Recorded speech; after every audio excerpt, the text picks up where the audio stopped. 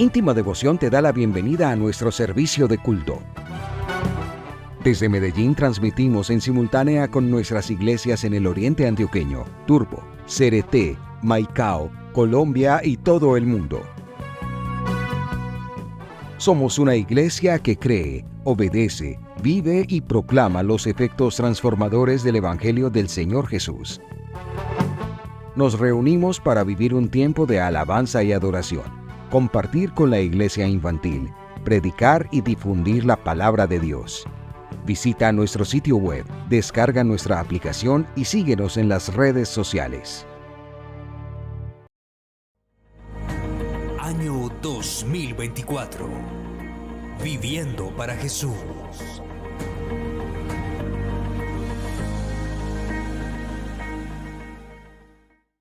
Dice la Biblia: luego subió a la barca y sus discípulos lo siguieron. De repente se levantó en el lago una tormenta tan fuerte que las olas inundaban la barca, pero Jesús estaba dormido. Los discípulos fueron a despertarlo. «¡Señor!», gritaron, «¡sálvanos, que nos vamos a ahogar!». «Hombres de poca fe», les contestó, «¿por qué tienen tanto miedo?». Entonces se levantó y reprendió a los vientos y a las olas, y todo quedó completamente tranquilo. Los discípulos no salían de su asombro y decían: «¿Qué clase de hombre es este, que hasta los vientos y las olas le obedecen?». Padre, una vez más oramos ante ti para dar gracias por tu palabra, esta palabra que tú has permitido que hoy podamos experimentar y que podamos tener en nuestra mano, para que además esté en nuestro corazón. Te honramos, Señor, por tu palabra, y te suplicamos que esta mañana tu nombre y solo tu nombre sea glorificado. En el precioso nombre de Jesús el Señor, y toda la iglesia dice: amén, amén y amén. Siéntese un momento, por favor. Quiero compartir con ustedes este mensaje que he titulado Jesucristo es Dios.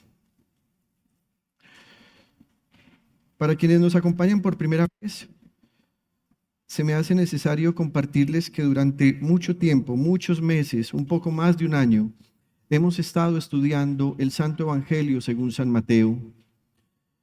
Y al estudiar este Evangelio hemos ido prácticamente versículo por versículo, buscando de Dios el conocimiento de su palabra, porque deseamos exaltar a Jesucristo sobre todas las cosas.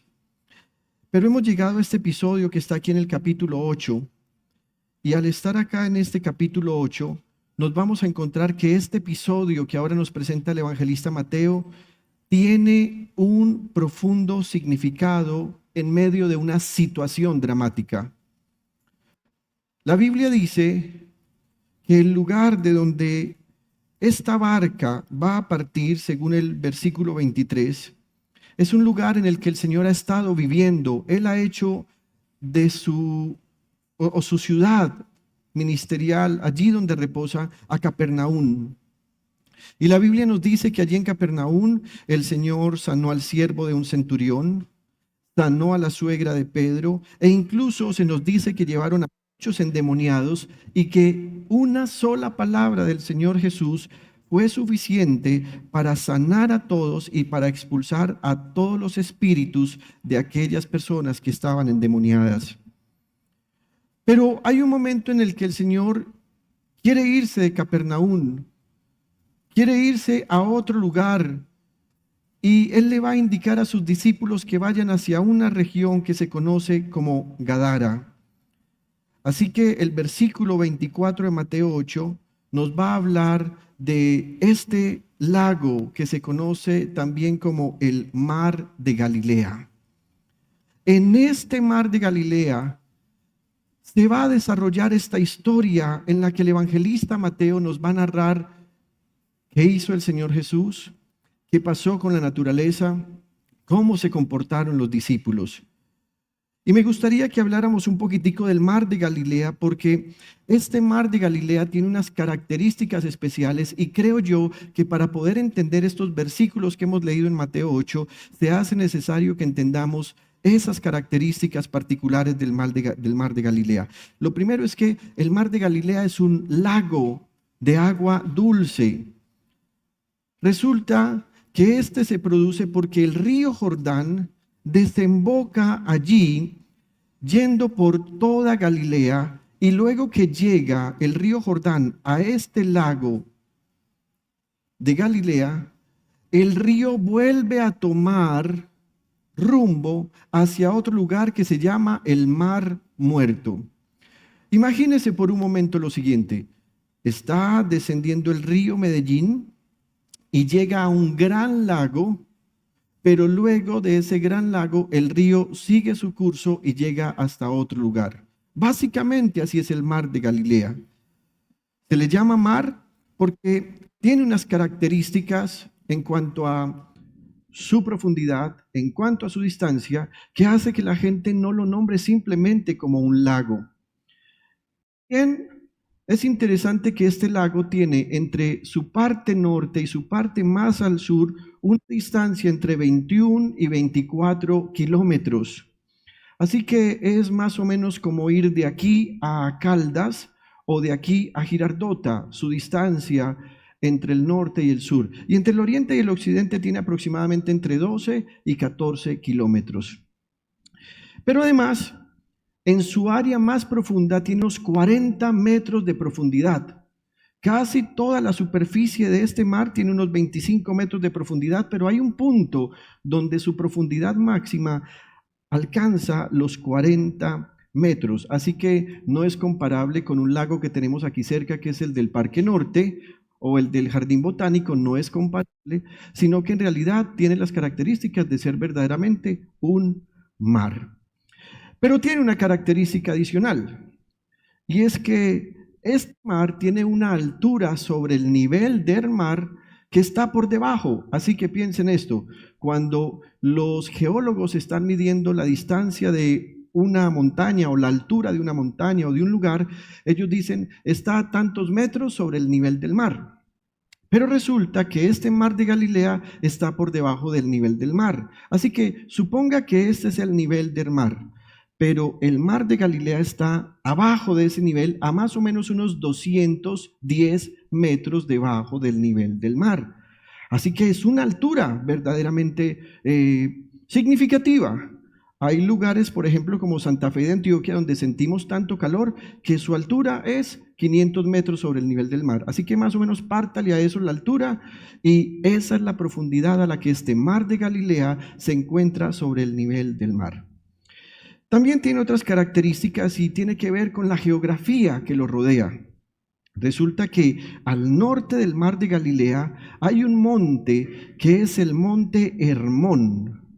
Y este monte Hermón se alza a unos 2.804 metros. El pastor en varias oportunidades ha hablado de este monte y dice que es también llamado el Monte Cano, diciendo algo así como las canas que a nosotros nos van saliendo, porque todo el año, todo el tiempo, este monte está lleno de nieve y los visitantes pueden verlo tranquilamente, y además es un paisaje muy hermoso. Así que también, para ilustrar, debo decirles que en el caso del departamento de Antioquia, el municipio que está a mayor altura sobre el nivel del mar es Santa Rosa de Osos. Pero Santa Rosa de Osos ni siquiera alcanza la altura de este monte. Santa Rosa de Osos está a 2.550 metros y este monte Hermón está un poco más arriba, 2.800 metros. Ahora bien, si sumamos esos 2.800 metros con la altura negativa del mar de Galilea, estamos hablando de una diferencia de casi 3.000 metros.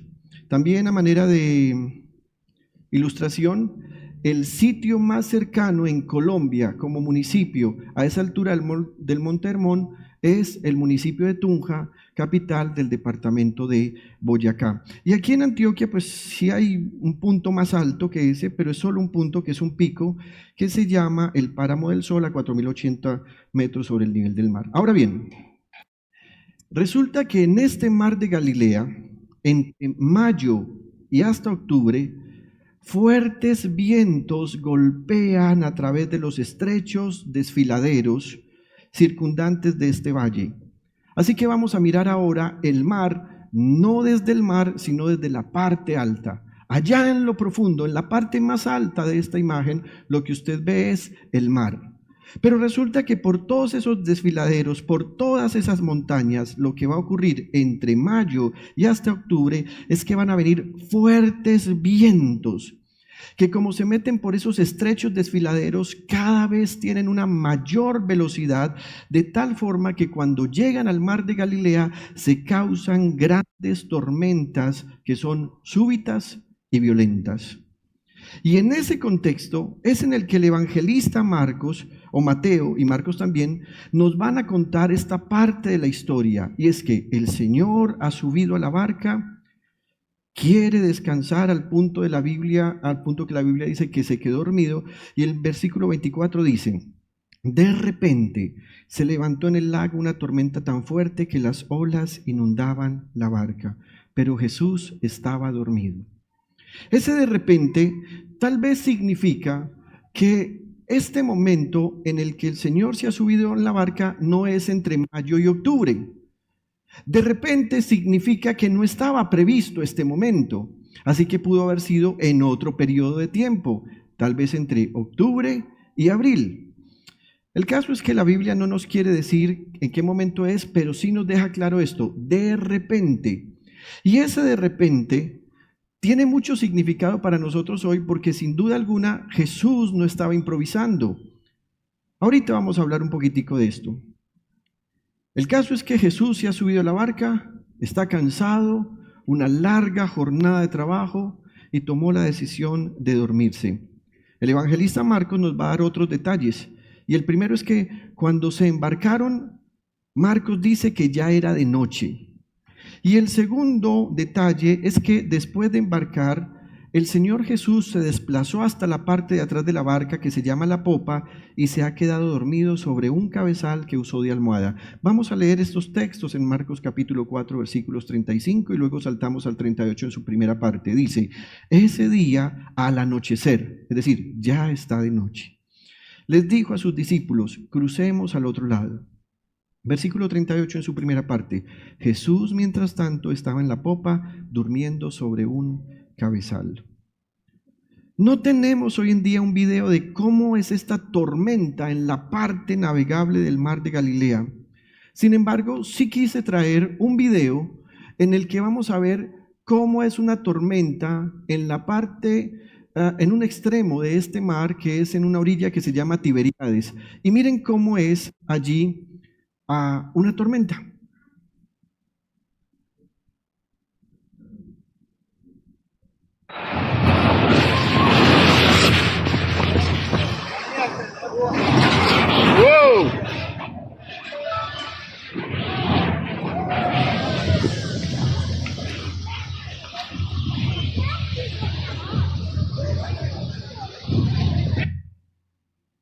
¿Vieron esas inmensas olas?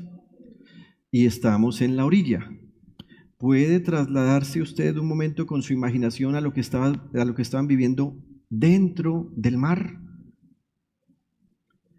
Tal vez este video nos ilustra un poco lo que los discípulos estaban viviendo. Y es interesante que el evangelista nos va a mostrar varias cosas. Una de ellas es la humanidad del Señor Jesús. En esta humanidad, la Biblia dice que Él estaba dormido en la parte de atrás.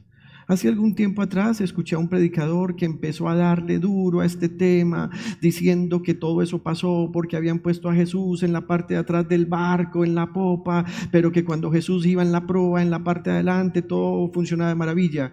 Y no es verdad.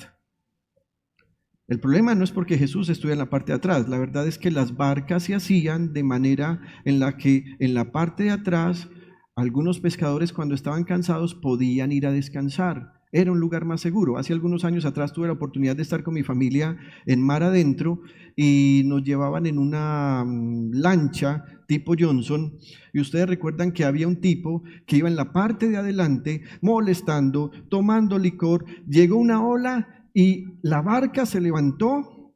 Obviamente la gravedad hizo su efecto, levantó al tipo y el tipo cayó muy mal en la barca. Así que si alguien está en una barca y va a transitar en el mar o en un lago, lo lógico es que no vaya en la parte de adelante. Si quiere descansar, tiene que ir a la parte de atrás y preservar su vida. Cuando usted ve a los artistas en sus yates, tomando el sol en la mitad del mar, usted se da cuenta que ellos lo hacen en un momento en el que la barca está quieta, no está navegando. Si quieren descansar, tienen que ir a la parte de atrás. Así que Jesús fue a la parte de atrás. Y el versículo 24, lo repito, dice: de repente se levantó en el lago una tormenta tan fuerte que las olas inundaban la barca. Pero Jesús estaba dormido. Y el evangelista, cuando nos dice que esta tormenta comenzó de repente, significa que cuando el barco partió no había tormenta. Sí estaba de noche, ya lo sabemos, pero el mar estaba en calma. Sin duda alguna, esta situación de esta tormenta de repente tomó por sorpresa a los discípulos, entre los cuales se encontraban varios pescadores que conocían muy bien el mar. También escuché a un predicador diciendo que esta tormenta vino porque los pescadores que había dentro de la barca fueron imprudentes, fueron demasiado confiados y vino la tormenta. No es cierto. El evangelista dice de repente, no estaba previsto. Y entonces, cuando el evangelista nos dice eso, nos quiere decir, mire, si hubiese sido un tiempo de tormenta, estoy seguro, primero, que Jesús no se hubiera subido a la barca. Y segundo, que esos discípulos cercanos a él tampoco se lo hubieran permitido, porque ellos sabían, o por lo menos le hubieran mencionado, el peligro que indicaba partir en ese momento del lago a esa hora y con la probabilidad de tormentas. Pero de repente comenzó una tormenta, y el evangelista además nos va a decir que no es una tormenta cualquiera, es una tormenta tan fuerte. Así que va a ocurrir algo que a todas luces empieza a mostrar la importancia de esta historia. Y lo primero que quiero decirles es que cuando esa tormenta se levantó, ellos pidieron salvación al Señor. Versículo 25. Los discípulos fueron a despertarlo. Señor, gritaron, sálvanos, que nos vamos a ahogar.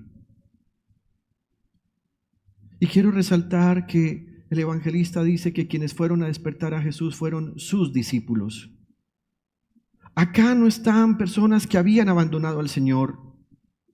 Usted recuerda que en el último sermón que vimos del Evangelio de Mateo, observamos cómo dos hombres, uno que era un maestro de la ley, se ofreció y le dijo al Señor, yo iré y te seguiré a donde quiera que vayas, y al cual el Señor le dijo, mira amigo, las zorras tienen madrigueras y las aves nidos, pero el Hijo del Hombre no tiene a dónde recostar la cabeza. Y también vimos cómo el Señor le dijo a otro, sígueme, pero ese le dijo, no, déjame, yo voy a enterrar a mi padre hasta que se muera porque me interesa la herencia de él más que seguirte a ti.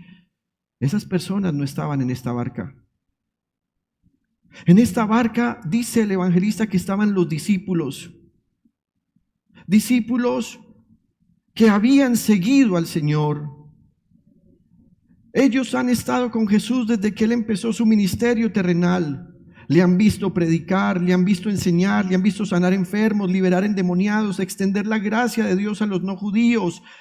Le han visto hacer milagros en la intimidad de un hogar, como lo que ocurrió con la suegra de Pedro, e incluso sanar a un leproso, que como ya vimos indicaba que Dios le estaba dando no solo sanidad, sino perdón.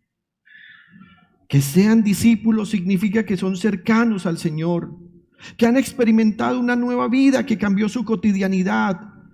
Podríamos decir que eran hombres íntimos que conocen al Señor. No son personas que simplemente han oído hablar cosas del Señor. No son personas sin compromiso ante el llamado en que el Señor les había dicho a cada uno cuando les decía, Juan, Jacobo, Pedro, Andrés, sígueme. Que Mateo los llame discípulos indica que eran hombres que habían tenido la disposición de, primero, escuchar el llamado del Señor. Segundo, aceptar el llamado del Señor. Tercero, usar su tiempo en acompañar al Señor. Cuarto, disponer su corazón para ser enseñables por el Señor. Y quiero detenerme acá un momento. Puede ser que usted se congregue en una iglesia y que usted hasta sea un fiel asistente, pero con base a esto, ¿se considera usted a sí mismo un discípulo del Señor? ¿Verdaderamente ha escuchado usted el llamado del Señor? Y si usted lo ha escuchado, ¿ha aceptado su llamado diciéndole, sígueme? ¿O simplemente es alguien usted que se conforma con ser un espectador de milagros, un escuchador de sermones, un oidor atento de oraciones que otros hacen porque a usted mismo no le fluye? Pero hay algo más. Un discípulo es alguien que usa su tiempo en acompañar al Señor. Todos estos hombres que están con Jesús son hombres que renunciaron a sus propias vidas. Usted recuerda que el mismo evangelista Mateo, que es llamado Leví, dice la Biblia que una vez el Señor lo llamó y le dijo, sígueme. Y Leví dejó ese escritorio donde cobraba los impuestos a la gente. Cuando llamó a Pedro, a Jacobo, a Juan y a todos ellos, les decía, síganme y los voy a hacer pescadores de hombres. ¿Y qué hacían ellos? Se iban detrás de él. Ahora permanecían mucho tiempo con el Señor Jesús. Podríamos decir que era un ministerio en el que ellos acompañaban a Jesús de manera 24/7.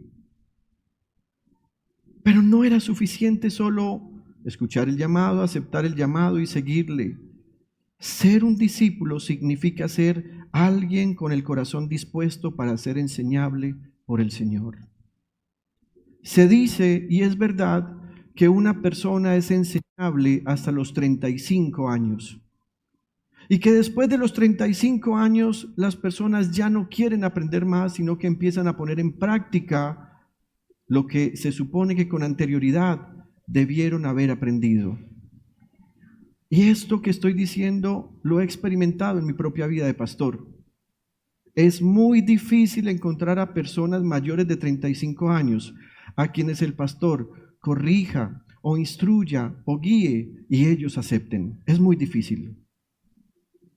La mayoría de personas después de 35 años creen que ya se las saben todas, que ahora pueden dañar la reputación de otros, que ahora están en capacidad de mandar, dominar, exigir, pero no son exigentes ni exigibles con ellos mismos.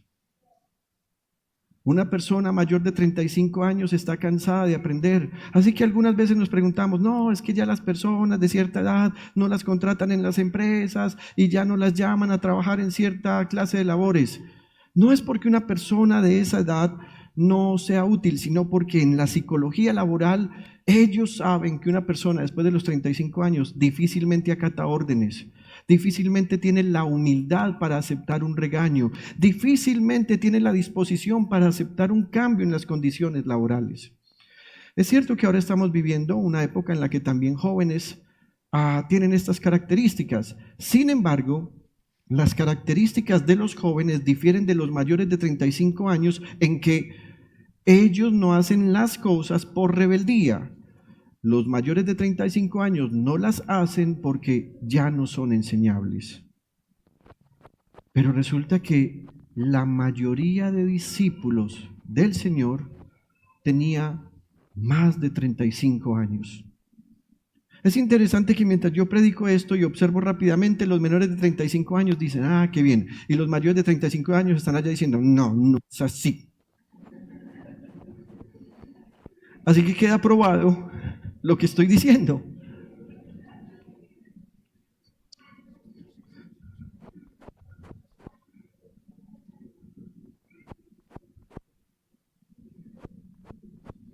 Sin embargo, Jesús no los escogió por la edad. Jesús los escogió por su gracia. Pero ellos demostraron tener un corazón enseñable. Pregúntese usted esto por un momento. ¿Todavía acepto con humildad la corrección? Todavía sigue siendo importante para mí que alguien me diga, ¿te equivocaste? Todavía sigue siendo importante para ti y guardas con humildad el que alguien te diga muy de frente, creo que se te fueron las luces, y que tú no te molestes. Esta semana tuve una conversación con una dama de la iglesia, tiene más de 35 años. Y ella empezó a escribirme algunas cosas por chat. Y yo le dije, me gustaría compartir contigo algunas reflexiones. Y yo oré a Dios, Señor, yo te ruego que esta dama pueda leer esto con el mismo amor que se lo voy a explicar, que se lo voy a decir. Hice un largo texto como de unas 1400 palabras, punto 1, punto 2 y punto 3, porque no sé predicar de otra manera. Y lo envié. Y empecé a observar por un largo rato que decía, escribiendo, desaparece, escribiendo, desaparece. Y yo sentí un poquitico de susto, dije, ay, voy a perder a esta hermana. Después de varios minutos, tal vez 12 o 15 minutos, veo la respuesta. Querido pastor, estoy tan agradecida contigo. Gracias por preocuparte por mí. Esto que tú me estás diciendo no es agradable, pero me lo has dicho con tanto amor que siento la voz de Dios dirigiéndome. Gracias por haber escrito. Sé que además lo hiciste con ternura, aunque en algunos apartes parece que fuera duro. Y yo dije, tiene un corazón enseñable. ¿Cuántas veces te vas molesto de la comunidad de la iglesia? O te vas del seno de tu hogar, o te vas de un trabajo, o inclusive renuncias a cosas por las que has luchado, porque te falta la humildad de tener un corazón enseñable. No se puede llegar a ser autoridad si no has estado bajo autoridad. No puedes llegar a ser un maestro en algo si no has estado aprendiendo. Antes que estos hombres fueran apóstoles, en realidad fueron discípulos. Y estos discípulos habían experimentado en todas las situaciones que en su cotidianidad podían experimentar en ese mar. Cuando digo que ser un discípulo es alguien dispuesto a aprender porque hay alguien dispuesto a enseñar, estoy tratando de recordar además que entre esos discípulos que están en la barca había hombres experimentados en todas las situaciones que se vivían en el mar de Galilea. Estaban Pedro, Andrés, Juan, Jacobo y Felipe, que eran pescadores. Y posiblemente también eran pescadores Natanael y Tomás. Así que ellos sabían cómo enfrentar situaciones adversas en el mar. Ellos conocían cuándo alguien estaba en peligro y cuándo no. Pero además, ellos debieron haberse parado firmes y decirle a Jesús, no es momento de entrar en el mar. Sin embargo, lo hicieron porque no había peligro. No había peligro. De 12 discípulos cercanos, 7 conocen profundamente ese mar. Pero como eran discípulos, y tal vez después de intentar mantener la barca a salvo, su corazón enseñable les dijo que debían pedir ayuda a su Señor. ¿Sabe algo, iglesia? Hoy podemos reconocer también a una persona que no es discípulo porque su corazón no es enseñable por la siguiente señal. No acude al Señor para pedirle ayuda. Estos hombres, a pesar de su experiencia en el mar y a pesar de seguramente haber intentado tener la barca salva, el versículo dice que gritaron, sálvanos que nos vamos a ahogar.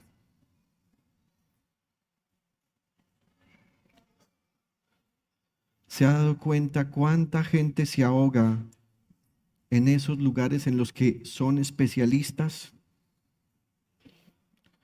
Son especialistas en familia, son especialistas en una ingeniería, son especialistas en economía, en alguna profesión.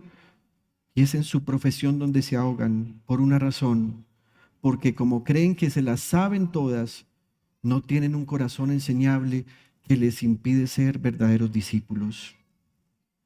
Este grito de ellos cuando dijeron, sálvanos que nos vamos a ahogar, implica varias cosas. Y una de ellas es que como han sido sometidos por el miedo a perder la vida en el mar, ellos van a decir, mi experiencia no es suficiente para sobrevivir a esta situación, clamaré al Señor.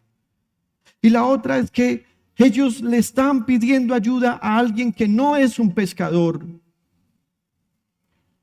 Jesús no se había dedicado en su juventud y en su infancia a ser un marinero o pescador. Entonces, ¿por qué pedirle ayuda a alguien que no conoce este tema en el que yo soy experto?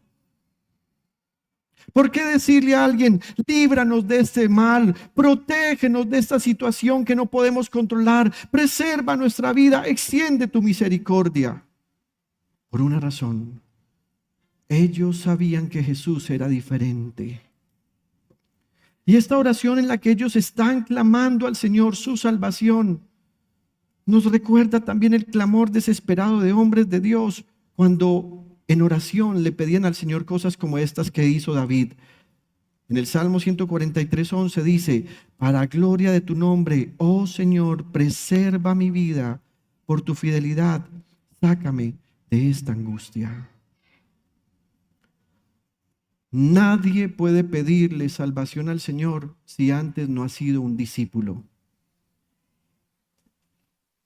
Jamás ha habido en la humanidad alguien que le pida ayuda al Señor si primero no ha moldeado su corazón siendo enseñable.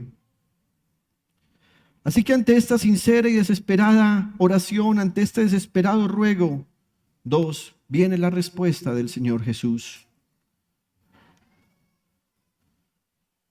Versículo 26 en su parte A dice, hombres de poca fe, les contestó, ¿por qué tienen tanto miedo? A ver, hermanos, ante esas grandes olas que están inundando la barca, ¿será que alguno de nosotros estaría tranquilo? ¿Recuerdan el video de las olas en el mar de Tiberíades, ahí en la parte norte?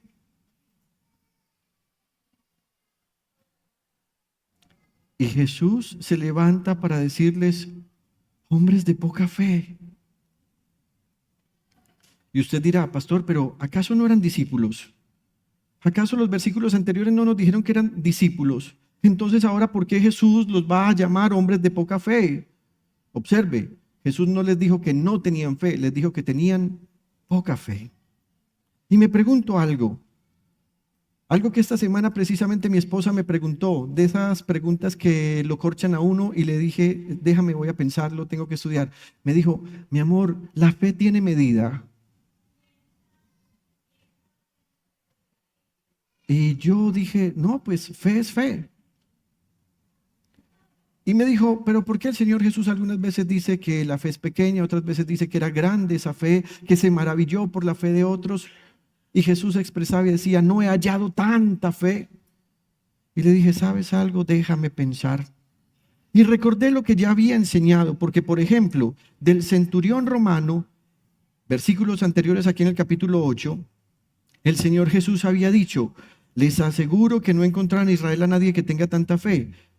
Y aquí el Señor le está diciendo a estos que son discípulos, les dice hombres de poca fe.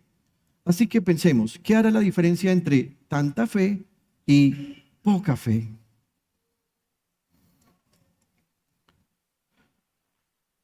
¿Qué cree usted que hace la diferencia entre tanta fe y hombres de poca fe? Creo que hay una sola cosa que hace la diferencia. Y es la que el Señor ha venido preparando en esta situación para que estos discípulos entendieran lo que ya había entendido el centurión romano. La diferencia entre tanta fe y poca fe es creer que Jesucristo es Dios. Esa es la diferencia. La gente de poca fe cree en algo doctrinal, cree en un dogma, cree que inclusive si trabaja mucho le irá bien. ¿Cree que la Biblia tiene razón cuando dice y todo lo que hagas prosperará si eres una buena persona? Pero esa fe termina siendo poca porque te falta entender algo. Jesucristo es Dios.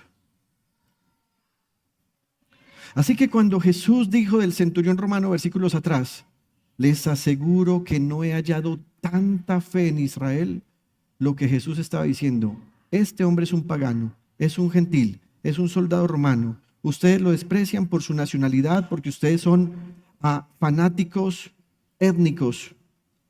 Pero resulta que ese hombre ya entendió quién soy yo. Ya él sabe que yo soy Dios. Recuerde lo que he dicho y he repetido varias veces esta mañana. Esta tormenta tomó por sorpresa a los expertos en el mar. Pero resulta que el Señor mismo la habría preparado para ellos. El Señor quería que ellos entendieran que Él era algo más que un maestro, algo más que un sanador, algo más que un liberador de demonios, algo más que un predicador. Él deseaba que ellos entendieran que Él es Dios. El Dios que enseña su palabra, el Dios que perdonó al leproso y luego lo sanó, el Dios que sanó a la distancia al siervo del centurión, el Dios que reprendió la fiebre de la suegra de Pedro, el Dios que con una sola palabra liberó a los endemoniados y sanó a todos los enfermos. Y este Dios es el único que ahora va a poder darle órdenes a la naturaleza. Hombres de poca fe, les contestó, ¿por qué tienen tanto miedo? Y no se quedó echándoles rajatabla ni cantaleta, sino que se levantó y reprendió a los vientos y a las olas, y todo quedó completamente tranquilo. ¿Y cómo las reprendió? No sé exactamente las palabras que usó, porque la Biblia en ninguno de los evangelios nos dice, pero les dijo, ya, se calman, quietas.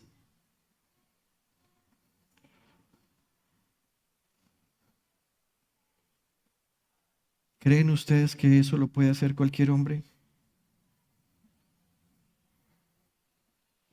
No hay ninguna tormenta que no llegue a su fin si no es porque ella misma se va desvaneciendo. Pero este no fue el caso. Esta no se desvaneció progresivamente. Se detuvo al instante y todo quedó completamente tranquilo. Hombres de poca fe indica que a ellos les faltaba entender que Él es Dios. Y lo que acontecerá hará que ellos cambien el motivo de su miedo por un asombro incomprensible. Mire lo que dice el versículo 27.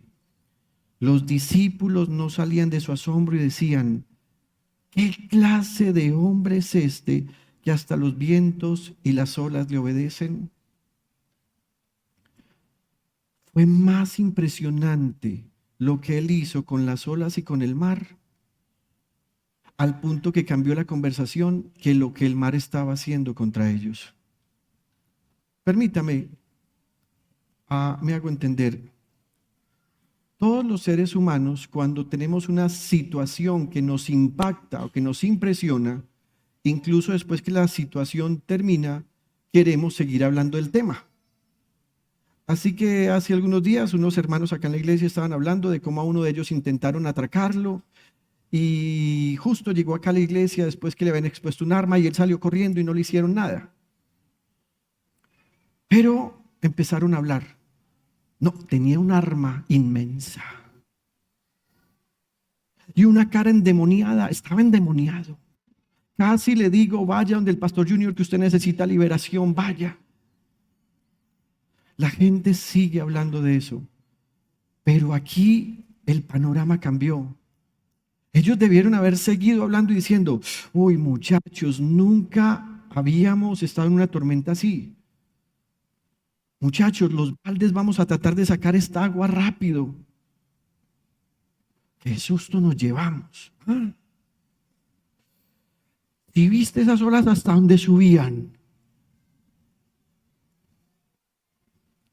Algo mejor pasó.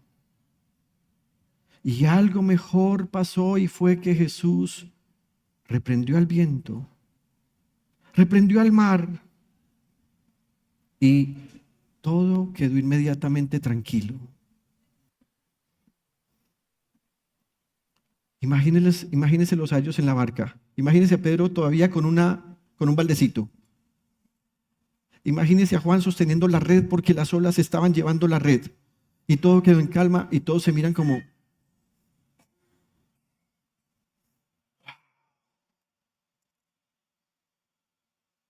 ¿Quién estamos acá? ¿Quién tenemos en esta barca? ¿Quién es este hombre? ¿Qué clase de hombre es? Que hasta los vientos y las olas le obedecen.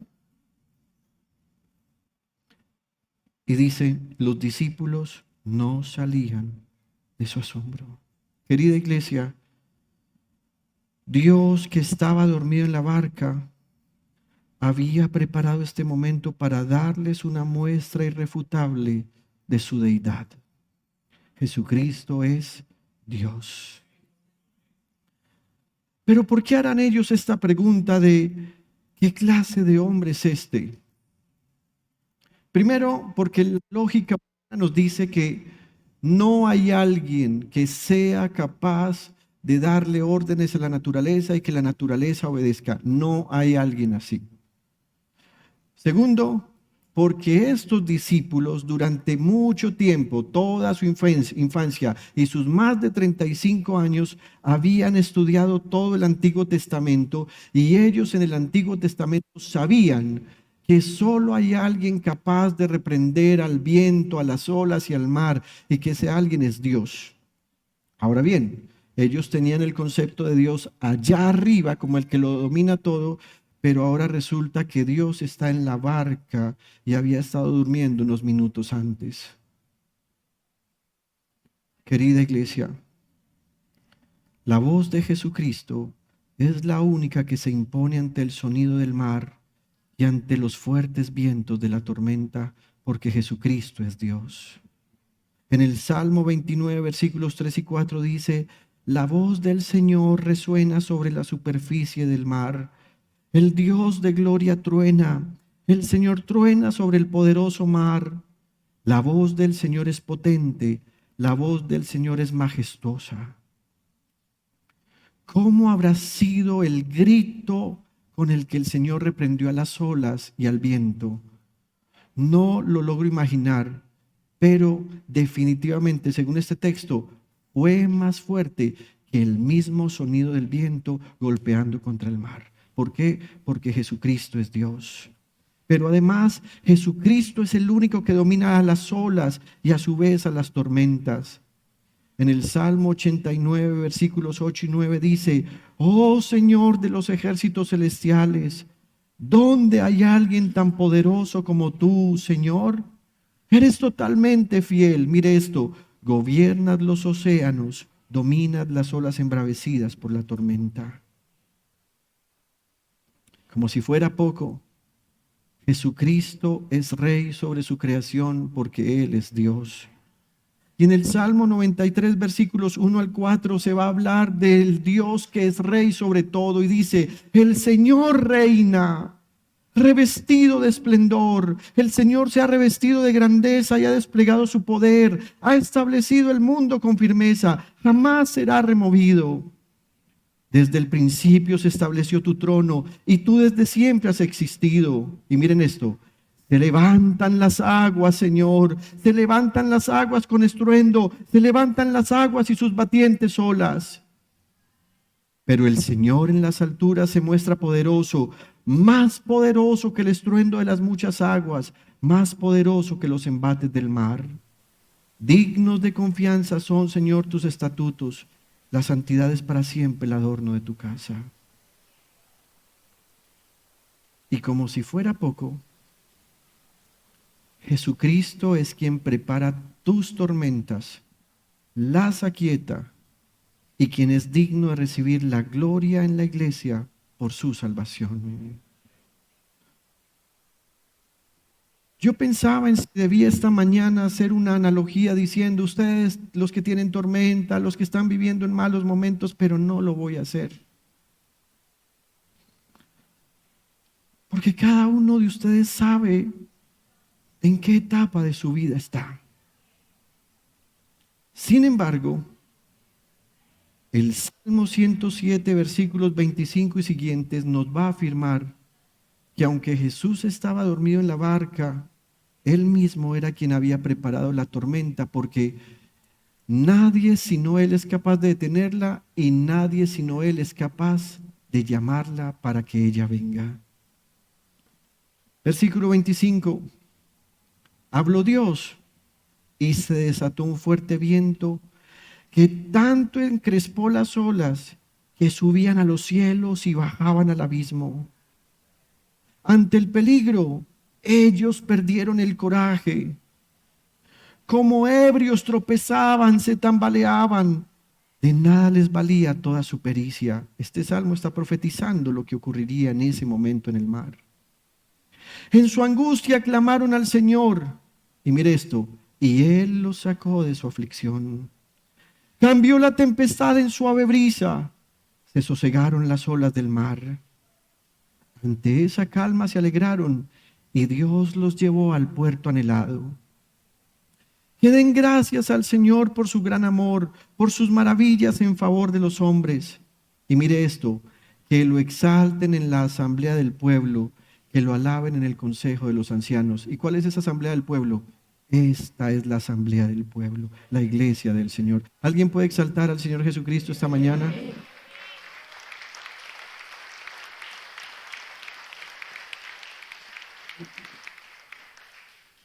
Querida iglesia, Jesucristo es Dios.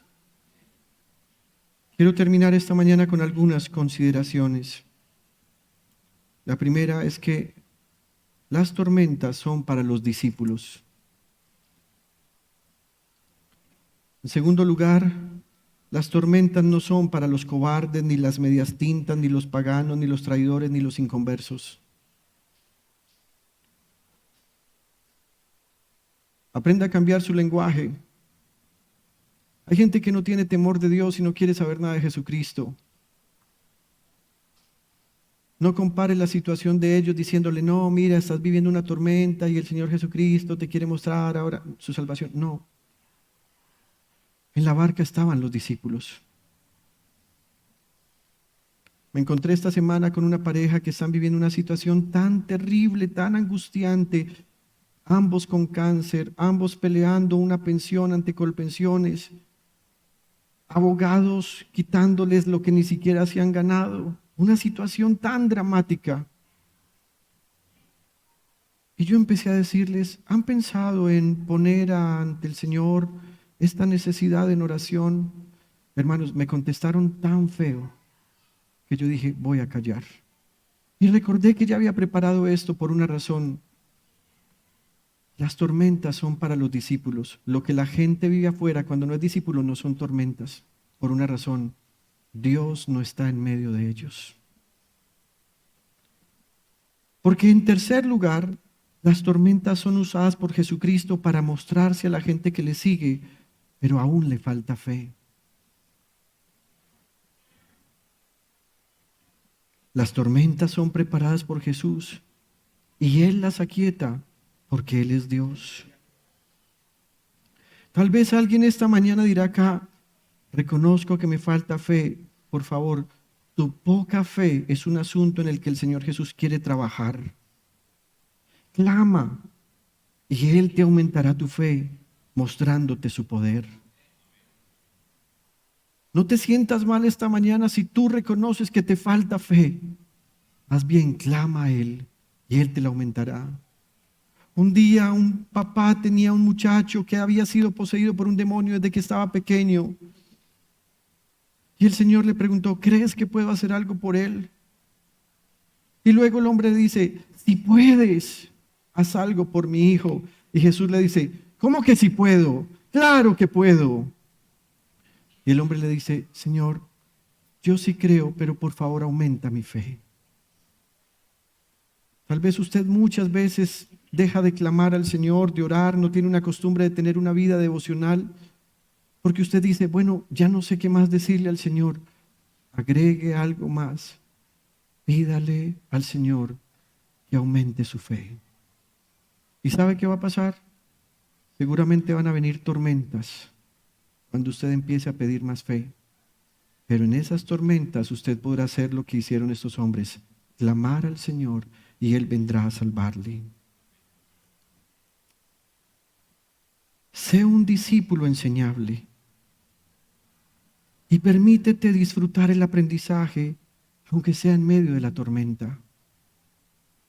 ¿No creen ustedes que hubiera sido mucho más fácil que Jesús en su manera de enseñar hubiese cogido un tablerito o hubiese empezado a escribir en la tierra como normalmente hacía y les hubiera empezado a enseñar una doctrina diciéndoles, bueno muchachos, hoy vamos a ver la doctrina de la deidad y cómo yo soy Dios? Entonces si hubiera empezado antes de la creación, yo ya existía, luego vino la creación, el Padre tomó la decisión de hacer todas estas cosas. Eso hubiera sido una clase magistral. Pero Jesús no actúa así. Él quiere enseñarte viviendo la tormenta contigo, estando contigo. Disponte a ser enseñable. Y sé que la gran mayoría aquí tiene más de 35 años y tal vez ustedes se van a ir con el concepto esta mañana diciendo, ya tengo más de 35 años, no soy enseñable. Pero ¿qué tal si usted esta mañana se va diciendo, a pesar de que tengo más de 35 años, a partir de hoy me dispongo a ser un discípulo enseñable? Un discípulo que jamás vuelva a renegar cuando vengan situaciones difíciles. ¿Y por qué esto a mí, Señor? ¿Por qué me pasó esto a mí si yo no soy tan malo como otros? Eso no es tener un corazón enseñable. Señor, en el barrio hay una persona más mala que yo y justo me toca esto a mí. Eso no es enseñable. Ah, Señor, usted aquí está diciendo que a los insensatos les va a ir mal. Así que, Señor, lo quiero ver trabajando, desquitándose por lo que me hicieron. Y el Señor simplemente te está diciendo, agacha la cabeza. Sé humilde. Ah, no, Señor, yo voy a madrugar el lunes a presentar la carta de renuncia y de malas todo el mundo. Pero el Señor está diciendo, te vas a ir porque estás enojado. Y estás enojado porque el jefe te llamó la atención. Recuerda lo que dice mi palabra. Aunque el ánimo del príncipe se exalte contra ti, no pierdas tu lugar. Y tú dirás, eso es para otras empresas. No tienes un corazón enseñable. Me voy de la iglesia. Es que ese pastor echa mucha cantaleta.